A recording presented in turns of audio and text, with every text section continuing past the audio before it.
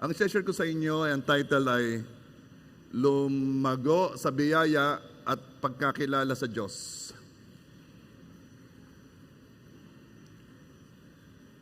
Nagsimula ang ating buhay Kristiyano nung tayo ay naligtas o sa kapanganakan ng Espiritu o nung tanggapin natin ang Panginoong Hesus. Pero pagkatapos nating maligtas, pagkatapos na tayo maging anak ng Diyos, hindi naman yung titigil doon. Kailangan tayong lumago. Kindly say, lumago. Alam mo yung mga babies, yung mga bata nakakatuwa.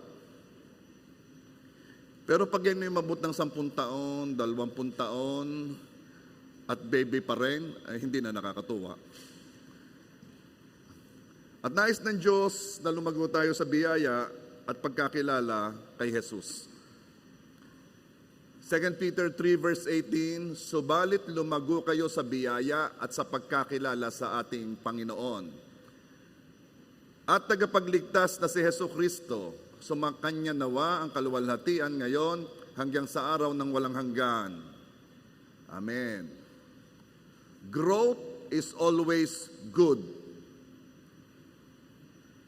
Growth is a sign of life.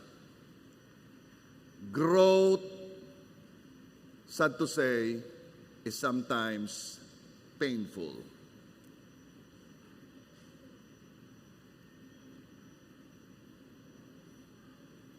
Makikisabi nga sa katabi, salamat sa biyaya ng Diyos at nandito ka.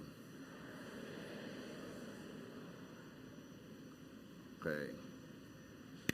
Ngayon, pag-uusapan natin, ano ang nagpapakita na lumalago tayo sa biyaya at pagkakilala sa Diyos?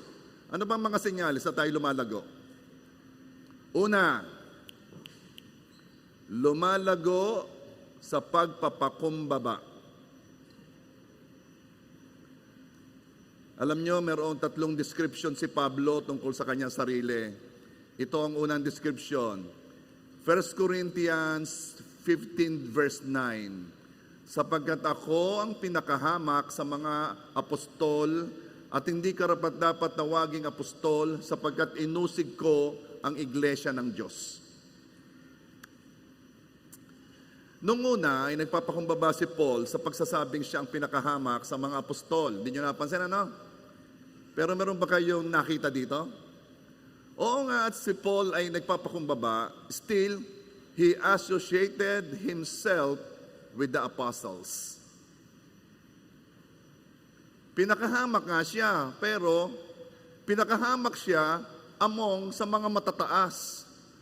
Para bang sinabi ni Paul na ang kapareho ay ito. Sino nakakakilala sa may-ari ng Jollibee? Okay, hindi siya masyadong Ang pangalan niya ay si Tony Tan Caktiong. Si Tony Tan Caktiong ay pasampo sa pinakamayaman sa Pilipinas. Ang una ay mga C, sunod ay si Bilyar, pasampo siya. Ang kapareho ng sinabi ni Paul ay parang si Tony na nagsasabi na ako ang pinakahamak sa 10 pinakamayaman sa Pilipinas. Ako masaya na, kahit na ako ang I am the lowest among the 10, ay ako'y masaya na. Kaya itong pagpapakumbaba ni Paul, ito po ay lumalago, nadidevelop. Kaya after 4 years, na bago nang sinasabi ni Paul, itong sinabi ni Paul, Ephesians 3 verse 8, bagaman ako ang pinakahamak sa lahat ng mga banal, kanina, pinakahamak sa mga apostol. Ngayon ay pinakahamak sa mga banal. Ang biyayang ito ibinigay sa akin upang ipangaral sa mga hintil ang mga hindi masukat na kayamanan ni Kristo. Well, ang gusto kong bigyan ng din doon ay nung sinabi ni Paul na siya ang pinakahamak sa mga banal. Kung kanina, ina-associate niya ang kanyang sarili sa mga apostol, ngayon sinasabi niya, ako na ang pinakamababa sa lahat ng mga Christian. Sa lahat ng mga naligtas, hindi na sa mga apostol. Si Paul ay nagpapakumbaba, pero talagang bumababa. I pray makuha natin ito, na habang dumadaan ang panahon, simula nang tayo maligtas, kailangan tayo lumalago at lumalago tayo sa pagpapakumbaba. Alam mo bang hindi natapos na si Paul? At the end of his days, yung malapit na siyang pumunta kay Lord, ito naman nasabi ni Paul, 1 Timothy 1:15, tapat ang salita at nararapat tanggapin ng lubos na si Kristo Jesus ay pumarito sa sanlibutan upang iligtas ang makasalanan, na ako ang pangunahin sa mga ito. Kanina, ina-associate ni Paul ang sarili niya sa mga apostol. Ngayon, ina-associate niya ang sarili sa mga Christian. Pero ngayon, ina-associate niya ang sarili niya sa mga makasalanan, sa mga hindi saved. At sinasabi niya, siya daw ang pinakamasama sa mga hindi pa naliligtas. Siya ang the worst. Anong napansin natin? Habang dumaraan ang panahon, bumababa si Paul. Tayo kaya, habang dumaraan bang panahon, bumababa ba tayo? Mas nagpapakumbaba ba tayo? O mas itinataas natin ang ating sarili? Ang mga tao, habang dumaraan ang panahon, ay mas ninanais, makahalubilo, ay mga taong pataas ng pataas. Kaya pag may dumating na mga, dati ang tawag namin ay 6-footer, mga matataas, ngayon ang tawag namin ay mga mabibigat. Kailangan magpa-Herbalife. Mga bigatin.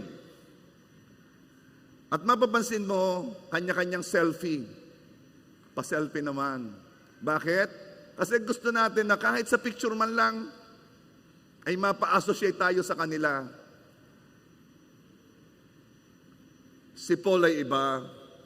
Habang dumaraan ang panahon, ay pinipili niyang i-associate ang sarili niya sa mga mas mababa. Kaya anong sabi ng Romans 12:16? Live in harmony with one another. Do not be proud, but be willing to associate with people of low position. Wow! Ang tindi, ano? Tayo makipamuhay ng mapayapa sa lahat ng tao. Huwag tayong magmataas, kundi maging handa tayong makasama ng mga tao sa mas mababang katatayuan. Ganyan ba tayo? Habang dumadaan bang panahon, lumalago tayo sa pagpapakumbaba? Pag habang tumatagal, tayo tumataas, hindi tayo lumalago sa biyaya. Kung noon ang sabi mo, kagaling ko, at ngayon ang sabi mo, kagaling ko pa rin, hindi ka lumalago sa pagpapakumbaba. At alam mo ba ang mga tao na masyadong itinatas ang sarili? Ang kapareho nila'y drum na malakas ang tunog kapag hinampas. Walang laman. Ang walang laman na drum, mas maingay.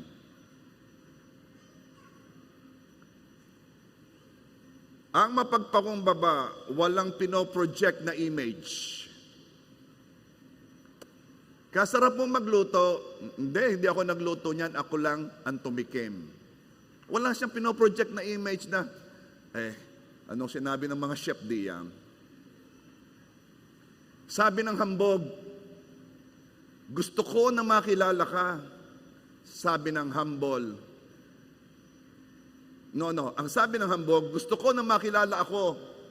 Ang sabi naman ng humble, nais ko na makilala ka. Sabi ng hambog, mas magaling ako sa iyo. Ang sabi ng humble, mas magaling ka sa akin. Alam mo kapag inunahan mo na, do sa pagalingan, sabihin mo na agad na, ikaw na. Ay di kay tigil. Pag nilalabanan mo pa yung nahaba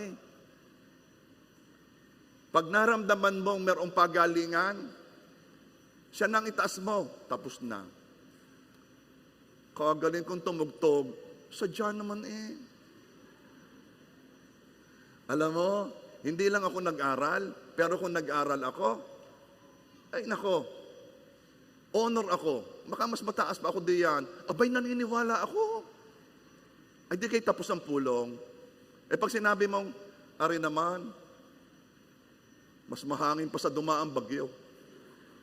Ay di kayo hahaba pa. Sabi ng hambog, alam mo ga, maraming mas magaling pa sa iyo. Sabi ng humble, true. Sadya. Walang iniingat ng reputasyon ang mga mapagpakumbaba. Wala tayong iniingat ng reputasyon. Are you there? Bakit ka tayo nagmamayabang? Sabihin mo nga, ako hindi mayabang. At nagmayabang na. Okay. Kasi kung tayo lang ay ramdam natin ay kulang. Kaya tayo'y nagdadagdag ng kwento na makakadagdag sa atin. We are projecting something. And we do this kasi takot tayong maliitin ng iba. Takot tayo na maging insignificant o walang saysay. Takot tayong hindi tanggapin. Kaya kailangan nating magdagdag sa atin. At paano tayo nagdadagdag? By association.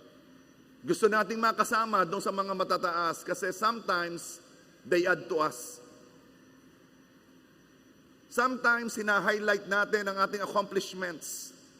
Kung meron tayo, effort na effort, clumsy na. Kapugi ko,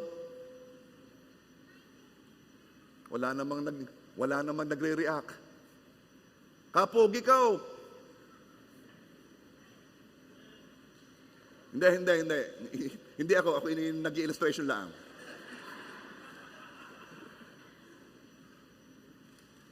At minsan clumsy na tayo sa kagustuhan nating maitaas ang sarili. Nagpapa-impress. Kaya we wear branded. Okay, I'm not against branded things, ha? Eh kung gusto mo, di walang problema. Pero please, if you think na nakakadagdag yan sa iyo, please, analyze, think. Sometimes, the hardest thing to do is to be yourself. You who lacks many things, yet comfortable with it. Alam mo, minsan ang pinakamahirap yung ikaw lang, maraming kulang pero walang problema. Okay lang yon. Bakit? Because the acceptance of others does not define us. Tanggapin mo man ako, kilalanin mo man ako, hindi ako nadagdagan. Dahil hindi ko doon kukuhanin ang aking pagkatao. Saan ko kukuhanin ang aking pagkatao? Kukuhanin ko dito na na ang Diyos ay namatay para sa akin. Sapat na yon. Na there is a God, a supreme being, a very powerful one who created heaven and earth, who accepted me, who loved me, who chose me, na pinili ako, at doon ko kukuhanin ang kahalagahan ko. Dahil pag hindi ko doon kinuha ang kahalagahan ko, kukunin ko sa iba. At napakahirap niyan. Pag pinroject ko sa iyo ang aking importance, gagawa ako ng kung ano-ano, minsan maghahabin ako ng mga istorya para ako'y makilala mo. What for? What for? Kung ako ba'y tanggapin mo, matadagdagan ba ako? Kung ako ba'y tanggapin mo, tataas ba ako? Nothing change.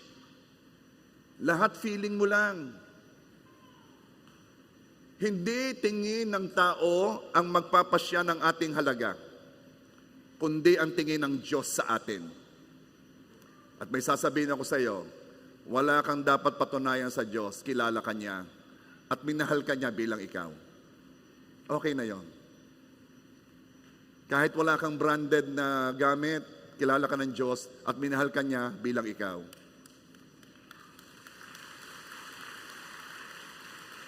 Pumunta tayo ditong hubad, babalik din tayo sa kanyang hubad. Iwan lahat ang Louis Vuitton. Iwan lahat yan. Bakit? Sapagkat ang dala mo lamang doon ay ang katotohanan, O Diyos, salamat minahal mo ako. Salamat iniligtas mo ako. Salamat pinili mo ako. Salamat sa Panginoong Jesus. Yon ang dala mo. Yon ang damit mo. Ang katuwiran ng Panginoong Jesus. Amen ba? Palapakan nga natin ang Diyos. Be yourself and be comfortable with it. Maging komportableng ikaw lang. Okay ka na ikaw lang. Kahit walang idagdag. Kung merong madadagdag, praise God, ano? Pero hindi mo kukuhanin doon ang iyong halaga. Okay ka na ikaw lang. Okay lang na walang ipinagyayabang. O walang maipagyabang, okay lang. Okay lang na ikaw ang nakikinig sa kwento nila. Okay lang ikaw ang nag-a-appreciate ng mga magagandang bagay sa kanila, okay lang. Okay lang kung pahalagahan ka man o hindi nino man. Hindi ka nabawasan o hindi nadagdagan ang halaga mo. Kasi kay God mo kukunin ang iyong importance. Hindi kontra o against ang Diyos kung may ipinagyayabang ka. Kontra siya pag hindi ang Diyos ang ipinagyayabang mo.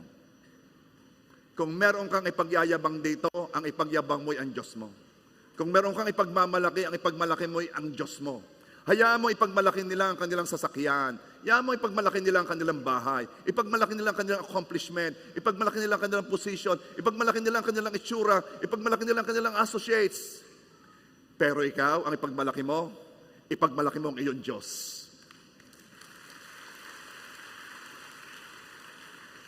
And Psalms 20 verse 7 says, some boast in chariots and some in horses. But we will boast in the name of the Lord our God. Alam pa niyo ang kantang yan? Sa nga, 1, 2, 3, go. Teka, mali yata ang tono ko, kaya nagkamali kayo ano? Naunawaan ko, sige. Some boast in chariots, some boast in horses, but we will boast. O sige, pinapatawad ko na kayong lahat. Mapagpakumbaba, ang mga mapagpakumbaba ay itataas ni Lord. James 4 verse 10. Humble yourselves before the Lord and He will lift you up in honor. Alam mo, mas masarap kuhanin ang pagtataas pag ito'y galing kay Lord. Huwag mong ipilit. Huwag mong ipilit na itaas kanino man dahil itataas ka talaga ni Lord. Hintayin mo. Pero itong sikreto, itataas ka ni Lord kung ibababa mo ang sarili mo. Dahil pag itinataas mo ang sarili mo, inaalsan mo si Lord ng puwang upang ikaw ay itaas. Ay tinataas mo na sarili mo, hindi mo na siya kailangan. Itataas ka ni Lord, pero ang kondisyon, humble yourselves before the Lord and He will lift you up in honor. Ang problema sa mapagmataas, hindi niya alam na mapagmataas siya. Tatagal-tagalan ko. Ang problema sa hambog, hindi niya alam na siya'y hambog. Tanungin mo ang katabi mo, alam mo na ga? Halos sabi. Hindi, walang may alam. Walang may alam. Ang problema sa mapagmataas, ay hindi niya alam, ano? Kaya minsan ay kailangang merong pang magpamata. Pag napapansin mo, iniiwasan ka na ng kausap mo, baka mayabang ka. Bakit? Iniiwasan ng tao ang mayayabang. o ang mapagmataas? Yung mga tao na kapag nakausap mo ay pulos siya ang topic. Alam mo ako, alam mo ring amen, ko, my, mine. Pag puro ikaw, tingnan mo, mamaya sandali nga pala at ako'y may gagawin. At ako lang iinom, alay mag-aalisa na. Walang may gusto sa taong hambog.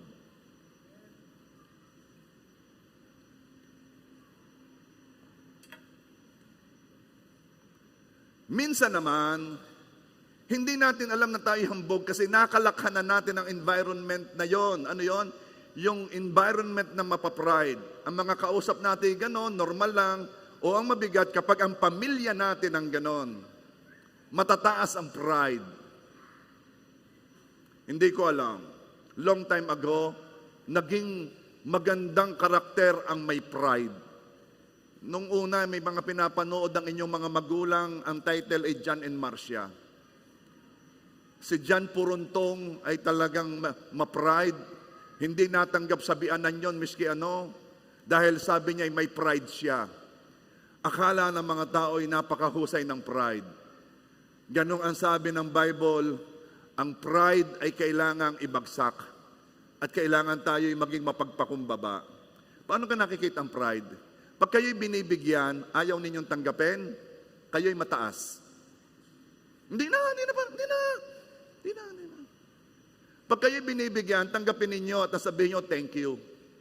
Anong tawag doon? Be a gracious receiver. Subukan mo nga. Sabihin mo sa katabi mo, subukan mo nga, titingnan ko lamang kung paano yung natanggap ng gracious. Gusto ko lang maranasan eh.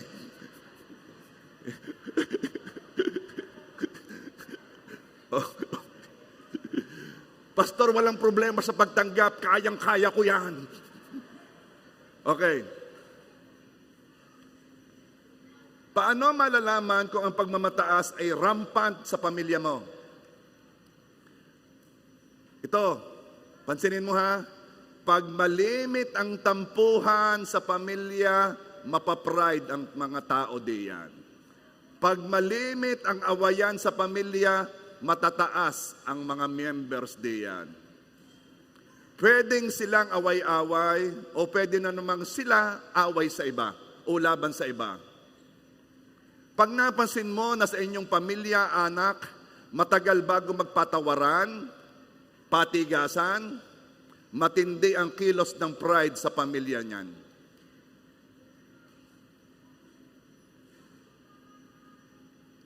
Isang pagpapala kapag sa isang pamilya ay talagang sa gagaling magpatawaran. Yung gang wala pang nagagawa yung kasalanan ay pinapatawad na. Nung gang nagkasalubong lamang pinapatawad na kita. Ano kang ginawa ko? Miski wala.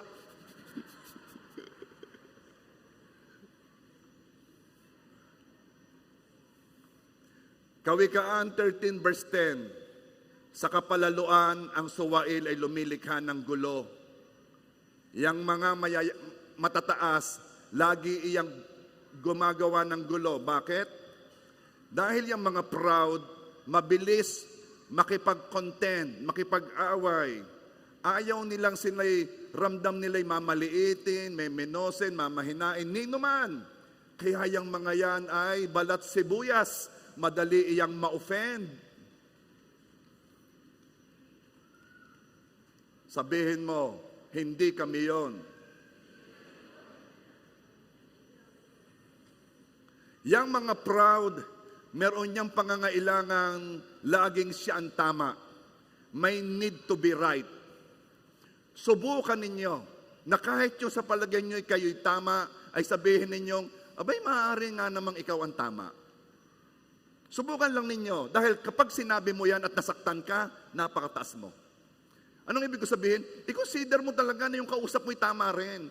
Kasi usually, laging tayo ang tama.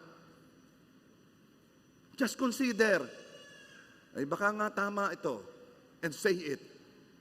Pag nasabi mo yon nang hindi ka nasasaktan, Are you there? Ang response natin sa offense ay nagpapakita ng pagpapakumbaba o pagmamataas. Kapag napapansin mo na ikaw ay matitiso rin lately, sign na ikaw ay mapagmataas. Kapag nagagalit ka dahil sa sinabi o ginawa ng iba na dati-rati na may tinatawanan mo lang, it only means lumalaki na muli ang patamaan sa iyo. Tumataas ka, kapatid. Proverbs 19:11, good sense makes one slow to anger, and it is His glory to overlook an offense. Kaluwalhatian mo, karangalan mo, ang palampasin ang tisod, ang offense. May sinabi siya, masakit, kaluwalhatian mo, glory mo, karangalan mo na palampasin yon. Pero kung bawat imek, banat ka ng banat, ano ka mo? May sinabi ka eh. Ako, sasabihan mo. Kapatid, ang taas mo, walang karangalan doon. Ang karangalan ay doon sa mga pinalalampas ang mga bagay na katitisuran. May natututunan ba kayo? Sabi nung katabi, may natututunan po ang katabi ko. Ang salita ay kunin mo. Pagpapala, pag sinabi mong akin yung salitang yon, akin yung pangaral na yon. Dahil laging kapag tayo ay nagbabasa ng salita ng Diyos, para tayong nananalamin, nakikita natin ang ating sarili. Are you there? Ikaw ay blessed kapag pinalampas mo ang masasakit na salita laban sa iyo. Huwag mong patulan. Ilan sa inyo na kapag ka may nakita sa post na ang ramdam ninyo ay patama, kung kanino man ay sinasagot ninyo? Bakit ninyo sinasagot? Bakit ninyo pinapatulan? Bakit? Ito ang dahilan kung ba't nyo pinapatulan. Malaki ang patamaan nyo. Napakalaki na ninyo. JA1, walang papatol sa mga posts. Kung pumatol ka noon, i-delete mo. Ikaw lang ang makakagawa noon. Bantay ko ang mga post nyo.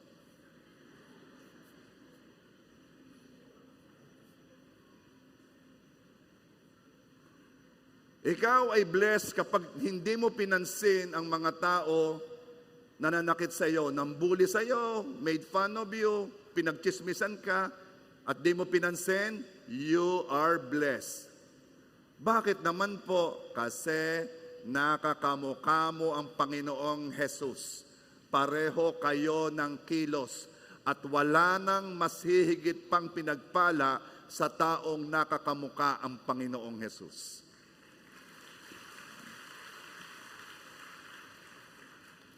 Ngayon lang ho ang nangyari na ako'y na-put down masyado. Masyado akong na-put down. Ngayon lang ito nangyari. Hindi naman ho totoo eh. Count it all joy and bless when you are misunderstood. Kapag hindi ka nila naunawaan and you felt put down, ibilang mong yon ay pagpapala at kagalakan. Bakit naman ho ay nasaktan nga ako? Kasi ito ang reason. Kung si Jesus nga, Diyos na, they misunderstood pa. Hindi pa nila naunawaan. Then it is our glory and honor to be like Him. Hindi ka nandito para maunawaan ka ng mga tao. Huwag mo laging ipaliwanag ang sarili mo. Hindi ka nandito para makilala ka nila at maunawaan ka nila. Nandito ka para mamatay sa sarili. Nandito ka para ilapit sila sa Panginoon. Paano mo ilalapit sa Diyos ang mga tao na aawayin mo? Paano mo ilalapit sa Diyos ang mga taong lahat na imik ay iyong titirahin at iyong sasagutin? Paano mo sila ilalapit sa Diyos? Paano nila makikita si Jesus sa buhay mo? Kung lagi na lamang may sinabi sa iyo, ikaw ay sagot ng sagot. Nasaan si Jesus? Nasaan si Jesus na tinanggap mo? Are you there? Pastor, pwede kang palitan natin ng inyong topic. Gawin natin prosperity.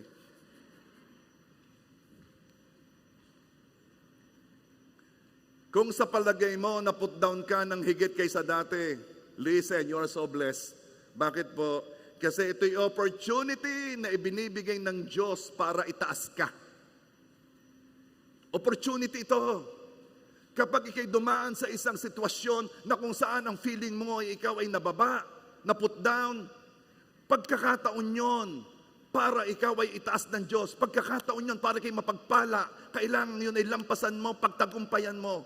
Because he who humble himself sa harap ng Diyos, itataas ng Diyos. Basta may nangyaring sitwasyon sa iyo, realize, blessing to. Bakit? Naput down ako blessing to. Now, ang response mo ang magpapasya kung magiging pagpapalayan. Pag sumagot ka, pag nginipin mo sa ngipin, mata sa mata, walang blessing yan. Pero kapag binigyan mo ng tinapay, ang namato ng bato, may blessing ka. Ang pagpapakumbaba ay kailangang laging naririnig. Kasi maaring noon ay pinagpakumbaba mo ng sarili mo, pero hindi mo na-realize, unti-unti na namang gumagapang ang pride sa sistema mo. Hindi mo na mamalayan ay nagre-respond na uli ang dating ikaw. Nagre-respond na naman yung dating ikaw na binago na ng Diyos. Kaya dapat laging ipaalaala. Marinig ng marinig. Because faith comes from hearing and hearing. Walang lugar ang pagmamataas sa buhay ng Kristiyano. Simula nang ikay naging Christian, wala nang puwang ang pagmamataas sa buhay mo. Uulitin ko, ikaw pa rin ba lagi ang topic ng conversation mo? Ikaw pa rin ba lagi ang sikat? Kung hindi mo alam, i-record mo. Kapag ikay nakikipagkwentuhan, i-record mo. Bilangin mo kung ilang beses mong sinabing, ako, akin, ko, kami, bilangin mo. Ano ang masama doon? Ito yon. Kung gusto mong ma-promote, mataas, dapat si Jesus ang topic mo. Si Jesus ang itaas mo. Sabi ni Rick Warren, you cannot exalt God and yourself at the same time. Hindi mo pwedeng itaas ang Diyos at ang sarili mo ng sabay. Mamili ka. Kung gusto mong itaas ang Diyos, for sure, bababa ka. Kung gusto mong itaas ang sarili mo, hindi mo maitaas si God kasabay mo. Kagaling namin ni Lord. Hindi pwede. Kilala niyo si John the Baptist? John the Baptist was a hero bago magsimula si Jesus sa kanyang ministry. Pero nung dumating si Jesus, anong sabi ni John the Baptist?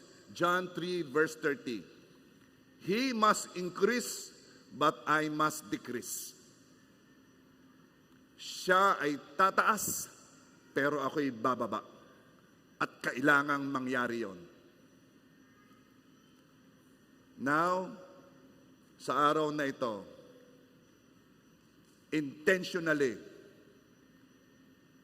gawin mo na kung magsasalita ka, is not about you.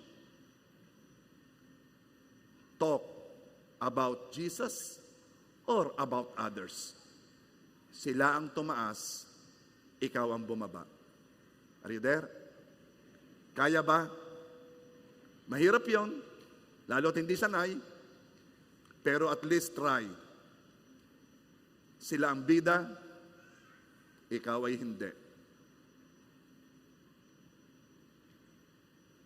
Number 2. Ito ang mga senyales na ikaw ay lumalago sa biyaya at pagkakilala sa Diyos. Ito ang senyales na ikaw ay hindi nananatiling baby Christian. Ito'y senyales na ikaw ay lumalago sa iyong pananampalataya. Number 2, paglago sa pananampalataya. 2 Thessalonians 1 verse 3. Dapat kami magpasalamat sa Diyos, mga kapatid, dahil sa inyo gaya ng nararapat, sapagkat ang inyong pananampalataya ay lumalagong lubha. Ito'y masyadong na-obvious kasi ang pananampalataya ay lumalago, hindi basta-basta lang, kundi lubha. Sobrang kita na lumalago ang faith. May mga Christians na halata ang paglago. Papaano? Heto yon. Hindi na sila worried katulad ng dati.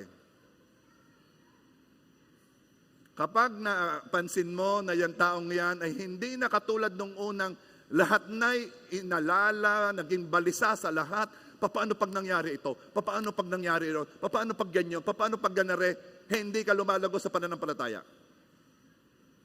Ito ang senyales ng lumalago sa pananampalataya. Ikaw ay may kapayapaan. Hindi ka balisa, hindi ka nagwo-worry. Sukdo lang sabihin lagi ng Panginoon. Tingnan mo ang ibon sa himpapawid. Hindi na nga sila nagtatanim. Pero sila'y pinapakain ng iyong Ama sa langit. Ikaw pa ba naman? Tingnan mo ang mga liryo sa parang. Mga damo lang yan, pero sila'y dinadamitan. Ikaw pa ba naman? Ano ang ibig sabihin ng Panginoong Hesus? Ano ang ibig sabihin ng Diyos? Pagtiwalaan mo ako.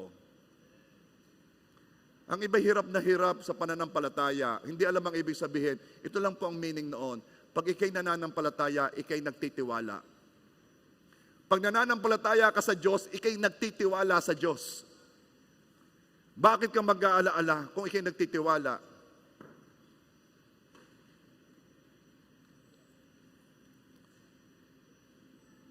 Hindi mo na dapat katakutan ang future. Ang future ay naayos na ng Diyos. Noong tinanggap mo ang Panginoong Hesus, tagalangit ka na. Yun ang future.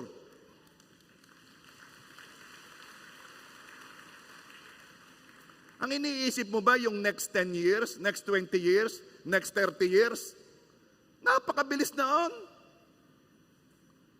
Tanda ko pa nung ako'y nag-aaral sa Namunga Elementary School. Isa ako sa pinakamatangkad. Tanda ko pa, ako'y kasama sa track and field. Pero meron mas mabilis sa akin. Anong ibig ko sabihin sa inyo? Tanda ko pa. And that was 53 years ago.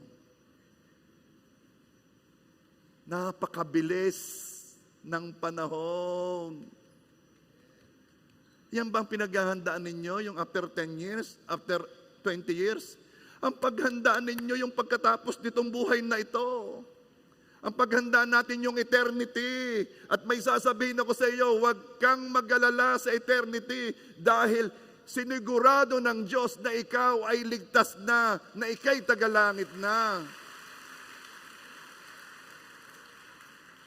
Kung tinanggap mo ang kaisa-isahan niyang anak at nanampalataya ka sa ginawa niya sa krus na binayadan ng kasalanan mo, kung nagtitiwala ka na yung ginawa niya ay sapat, kaya ikaw ay hindi nag-aalaala, hindi ka nagwo-worry, kung inayos at iningatan ka ng Diyos, kung pinagpala at ikaw ay pinrovide ng Panginoon sa iyong kaligtasan, kung binigay ng Diyos ang kaisa-isahan niyang anak, ano pa ba naman ang hindi niya ibibigay? Dapat na, kakaunti ang kailangan natin sa lupa to live. Basic lang. Food, clothing, shelter. The rest, yan ay talaga namang pwedeng wala eh. Of course, binibigay yan ng Diyos. Ang aking point, marami kang pinag-aalaala na hindi mo dapat ipag-alaala. At kaya ka nag-aalaala, masakit mang pakinggan, ay ito ang dahilan. Kulang ka sa tiwala. Kulang ka sa tiwala. Hindi ka nagtitiwala sa Diyos, kaya anong ginawa mo? Sa tao ka nagtiwala. At ang sabi ng Diyos, sumpain ang tao na nagtitiwala sa tao. Ang pananampalataya sa Diyos, ang ibig sabihin, nagtitiwala ka sa Diyos. Sa Kanya nanggagaling lahat na kailangan mo. Sa Kanya mo kinukuha lahat ng gusto mo. At nagtitiwala kang ang binigay niya, yon ang kailangan mo. Ang hindi niya binigay, yon ang dapat sa'yo. Wag yung, bakit po hindi niyo binigay? Ay baka masagot ka ng Diyos, ay nasang kaganong nilalalang ko ang lupang ito. Alam mo ka ang sukat nito? Katulad ng sinabi ng Diyos kay Job, sino ka ga para tanungin ang karunungan ko? Kaya, Kristiyano, ikaw ay lumalago sa pananampalataya kung ang pagtitiwala mo sa Diyos ay buong buo.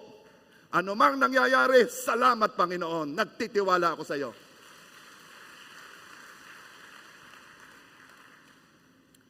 Ang nananampalataya ay kilos ng taong nagtitiwala. Ang level ng pananampalataya mo ay depende sa pagkakilala mo sa Diyos. Kaya naman yung mga tao, sabihan mong, huwag kang mag-worry. Hindi ko mapigilan eh. Huwag kang mag-alala. Nag-aalala ako eh. Alam mo, kaya hindi mo mapigilan ang sarili mo, kulang sa pagkakilala sa Diyos. Kulang. Tingnan ninyo ngayon kayo ha. Isipin ninyo lahat ng pinag-alaalan ninyo nung una. Simula nang nag-aaral ka, makapasa kaya ako? And then ikaw ay nag-high school, ako kayo makapag-college. Nung ikaw nagka-college, babayadan kaya ang tuition. Nung ikaw nagtatrabaho, matanggap kaya ako. Nung ikaw ay may nanliligaw, makapag-asawa kaya. Lahat ng pinag-alala mo noon. May tatanong ako sa iyo. Worth it ga? Worth it ga? Worth it ga yung pagtaas ng BP? Worth it ga yung mga gabing hindi ka nakatulog? Worth it ga yung ikaw ay nag-overthink? Worth it ga? Tingnan mong tayo mo ngayon. Healthy ka. Tingnan yung tayo nyo ngayon. Nakakangiti kayo, masasaya kayo. Tingnan yung tayo ninyo ngayon. Nasa cultural tayo. Sayang lang. Sayang lang ang pinag-isip ko noon at pinagmadali ko, gawin ninyo dyan. Alam nyo gang iniisip ko, nasisirain yung ating church na next week doon ulit tayo magcha-church. Akala ko'y pwede eh. Inisip ko yun kung papaano. 3 buwan na eh. Hindi, 1 buwan na yung pag-ano eh. Hindi pa tayo makalipat. Dahil kung nasisilip ninyo doon, napakalikabok. At hindi nila magagawa ng ayos.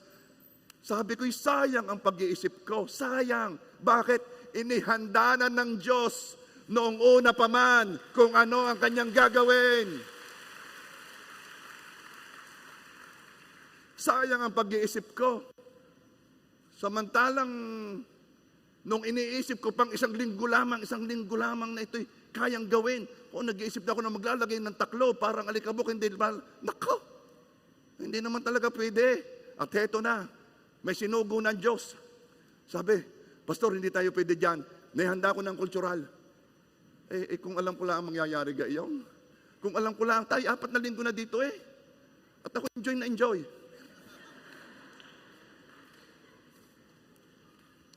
Mga ilang linggo pag ako pwede din eh.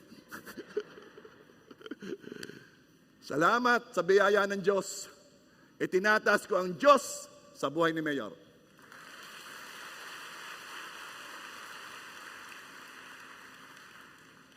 Marami kayong inalala na walang kakwenta-kwenta. At kung katulad ko kayo na minsan ay dumadating din doon, ang ibig lang sabihin, there was a moment na yung pagkakilala mo sa Diyos ay medyo lumabo. Paliwanagin natin ngayon, ang Diyos na may lalang ng langit ang lupa, ang nakakaalam ng kahapon, ngayon at bukas, ang Diyos ang may hawak ng lahat, sa Kanya tayo nagtitiwala.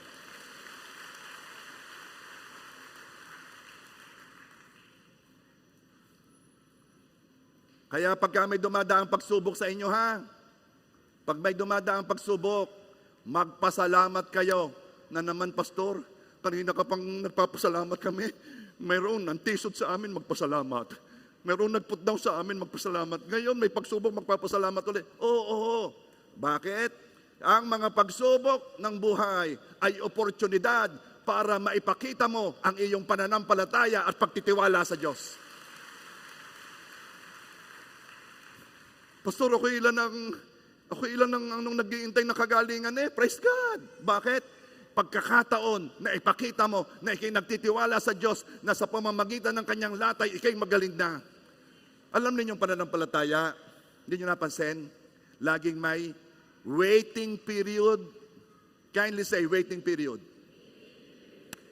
Kaya naghihintay ka kasi gusto ng Diyos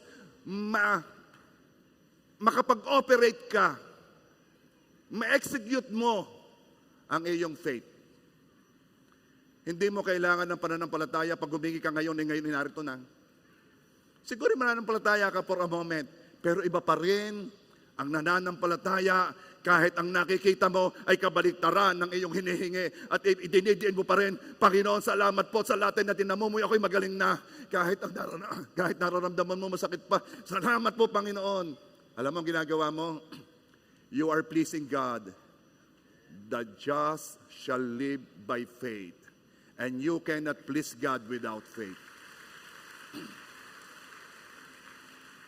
Ito rin ang reason kaya ikay nakakapamuhay, ang dami mong mga naririnig na mga katuruan, pero sasabihin mo, basta ako'y kay Jesus lang, siya lang ang daan patungo sa Ama. Sapat nang siya'y tinanggap ko, namatay siya para sa akin, binayadan ng kasalanan ko, ako'y kay Jesus. Pananampalataya. Are you there?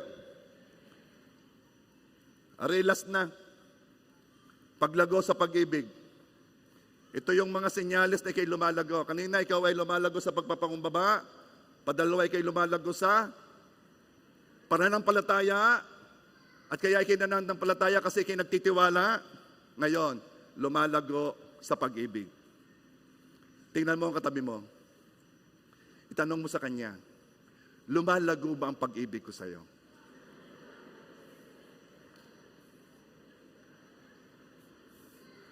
Nakakatuwa naman. Iba't iba ang mga reaksyon.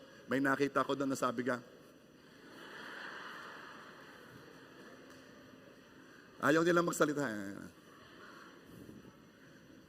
Kasi ang Kristiyano ay nakikita kung siya'y lumalago kapag siya ay umiibig.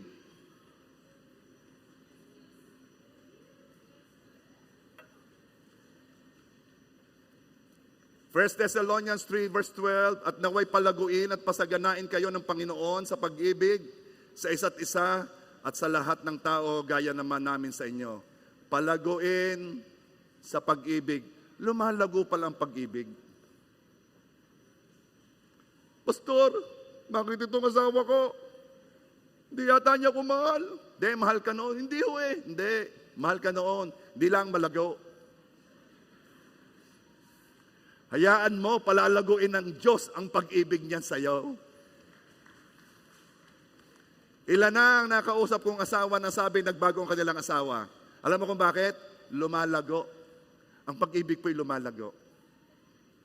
Yung asawang dati magagalitin, hindi na. Mapagpasensya na.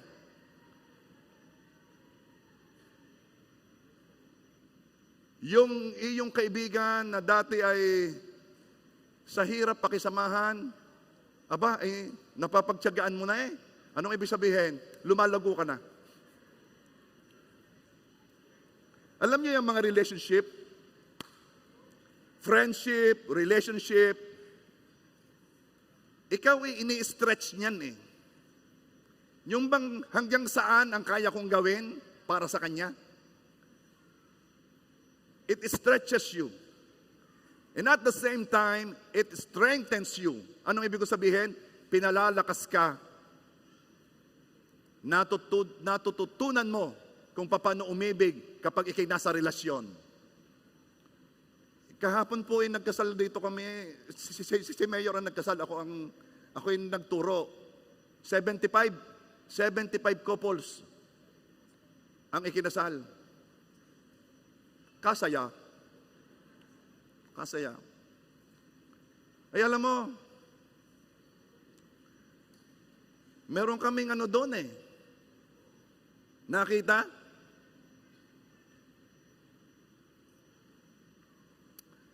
Everybody wants to be loved. And everybody wants to love. Ang tanong, ay bakit ako'y nagpayo, si Mayor nagpayo, si Kaloy Bulilya nagpayo, si Eric nagpayo. Ay kung may nagmamahalan, ay ba't ka pinapayuhan pa? Alam niyo kung bakit? Kasi ang pag-ibig ay matrabaho. Hindi mo pwedeng basta pabayaan ang isang relasyon. Ito'y tinatrabaho. Hindi pwedeng, yehey, kasal na ako. Anong mong sabi sa iyo? Di yan ang magsisimula. At sa gaganda naman ng mga payo. Hindi ko malimutan sabi ni Mayor yung inyong asawa, gusto niya'y laging kinakausap. Pag uwi niyo sa bahay, kausapin niyo at sabihin ninyo lahat ng nangyari sa buhay niyo. Huwag lang lahat.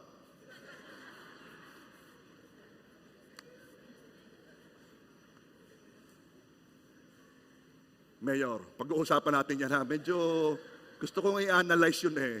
Hindi ko alam kung papasok sa akin turo yun eh. Ano, pero ayos lang. Naunawaan kita. Iniibig kita. Pero alam ninyo, ang pag-ibig na didevelop, tinatrabaho. Sa ganda naman tingnan ng mga nagmamahalan. Alam nyo kakahapon ay tatlong ang kasal ko. 3 kasal. Pag uwi ko sa bahay, ako'y in love eh. Ay biro naman ninyo ha. Yung sa 3 kong kasal, tunog ng tunog ang cellphone ko. Tunog ng tunog, ako'y nagkakasal pa. Ay, nung tiningnan ko, ay ang minamahal kong asawa.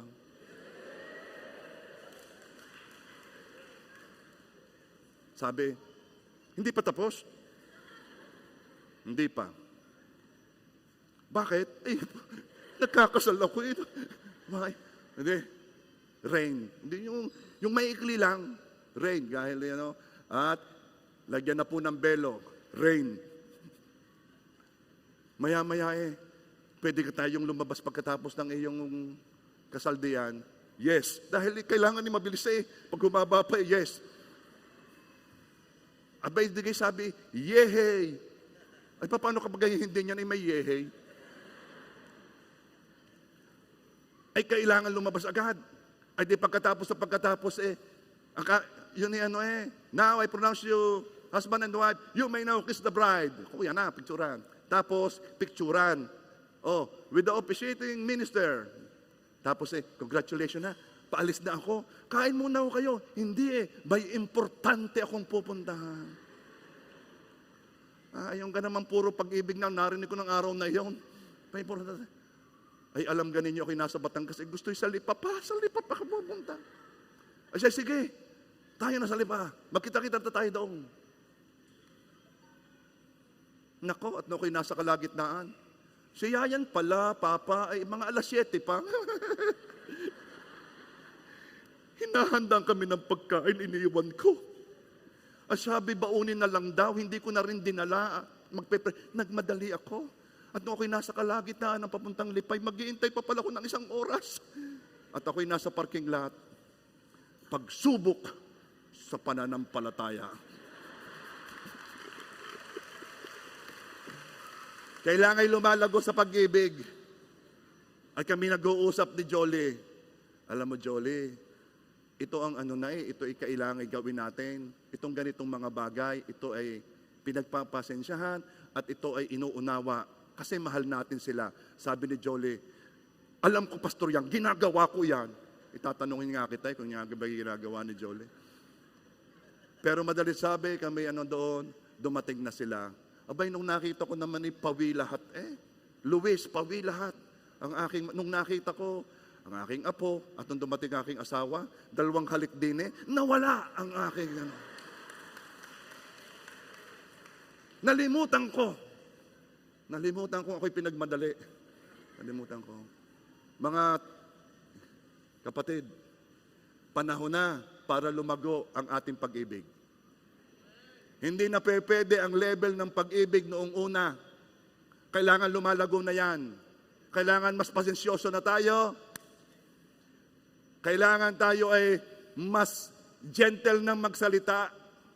Kailangan mas inuunawa na natin. Are you there? Parang yung mga lalaki, lahat yung mga nakatungo. At mga lalaki, nasa balikat natin ang katagumpayan ng relasyon. Tayong inutusan ng Diyos na mamuno sa relasyon. At payabungin natin ang relasyong yan sa pag-ibig. Are you there? At kayo namang mga single pa, kayo mag-aral muna. Okay? Hindi ito madaling gawin. Lumalago tayo sa pag-ibig kung hindi mo lang kayang palampasin ang pagkatisod, kundi kaya mo pa rin magpakita ng pag-ibig sa kinatisuran. Natisod ka. Okay, palalampasin ko yon. Hindi sapat yon. Nagpakumbaba ka, yes. Pero kung gusto mo talagang makita ang karakter ng Panginoong Hesus sa iyo, hindi ka lang nagpakumbaba, ikaw ay umibig pa. Yung nakatisod sa iyo, pinakitaan mo pa ng maganda. Mahirap yon, pero kailangang bumunga at lumabas sa iyo. Dahil nasa iyong banal na espiritu that will help you to be like Jesus. May tumawag sa akin. Siya'y natisod. May pangyayari na natisod siya. At sinabi na niya sa akin ang kanyang mga gagawin. Sabi ko, ikaw ay huwag kikilos ng anuman pag ikaw ay galit. Wala kang gagawin dahil ikaw ay galit. Paalala, hindi ka pwedeng umibig pag ikaw ay galit.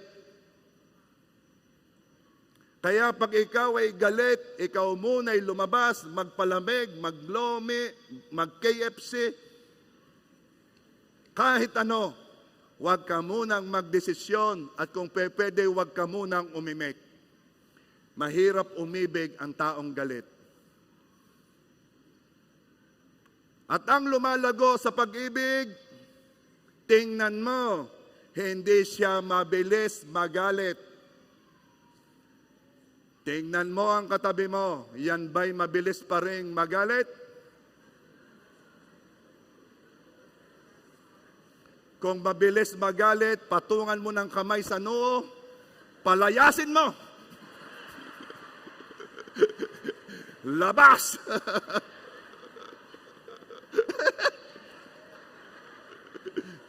Mayor, nakakatalma ka lang, Mayor. Kita ko yun. Nakita ko may mga asawang lalaki, pinatungan ng kamay ang ulo ng kanilang asawang babae. At sabi ng babae, yeah! Lumabas nga! Hoy, matanong ko nga kayong mga babae, ba't kayo laging galit? Napapansin namin yun, ba't kayo laging galit? Ano nga gusto pa ninyong kunin sa amin? Nakuha na ninyo ang kapugihan namin. Ano pa ga? Tawa yung adol. Okay. Nayabang na ako, nayabang na. Tapusin na natin. At ako'y mahaba pa eh. Tama na. Alam mo yung pag nahaba, ang sunod ay yabang na. So ngayon, ipakita natin ang paglago sa biyaya at pagkakilala sa Panginoon sa pamamagitan ng pagpuri sa Kanya. Worship team, please.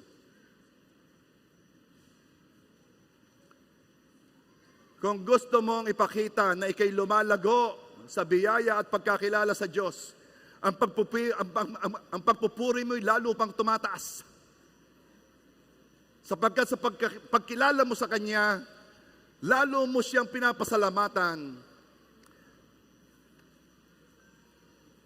Sino nandito nung worship night? Okay. Taas nga ang kamay nung nandito nung worship night. Okay. Alam ba ninyo, ewan ko kung sa ibang lugar ay meron, ano? Pero, salamat sa Panginoon, sa Rosario, at least merong isang gabi na nire-recognize ng pamahalaan na dapat pasalamatan ng Diyos sa mga pagpapalang tinatanggap ng bayang ito. At habang pinapasalamatan natin ng Diyos, ako'y naniniwala, tuloy-tuloy, sunod-sunod ang pagpapalang mararanasan natin.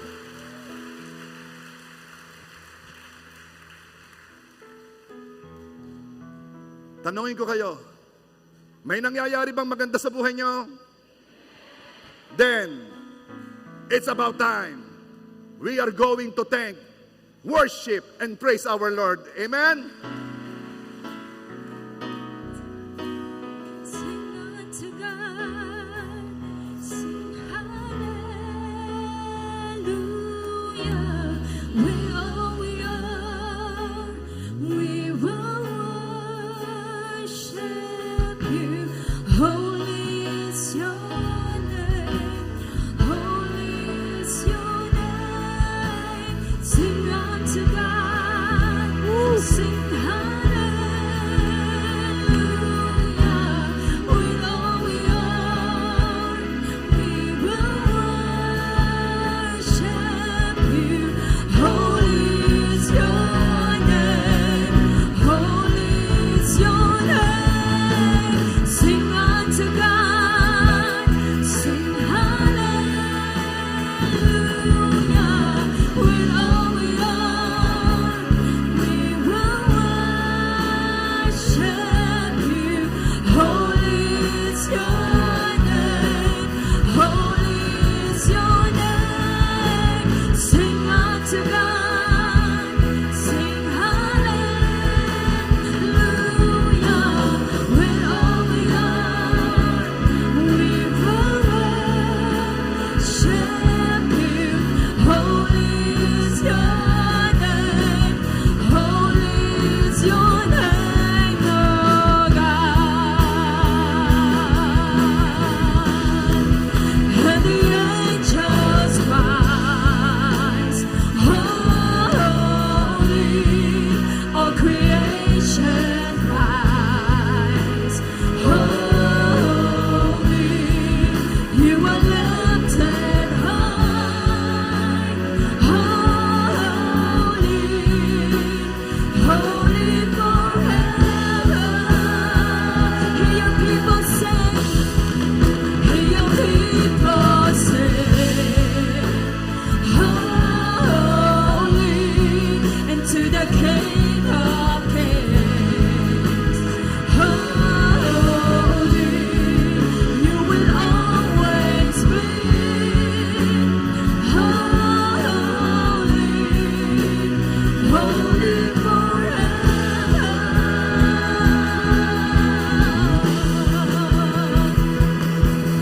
Your name is the highest. Your name is the greatest. Your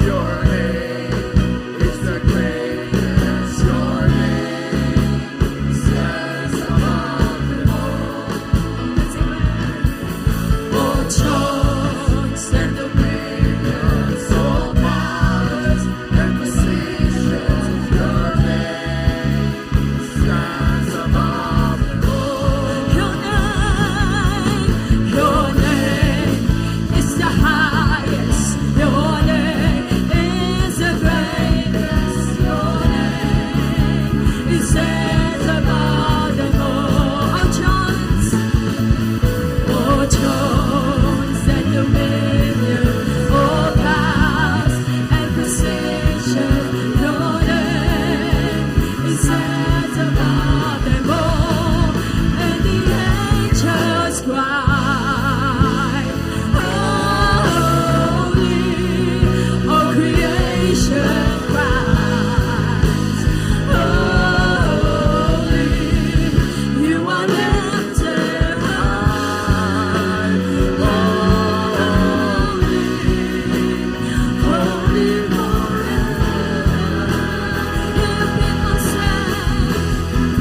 Hear your people sing, holy,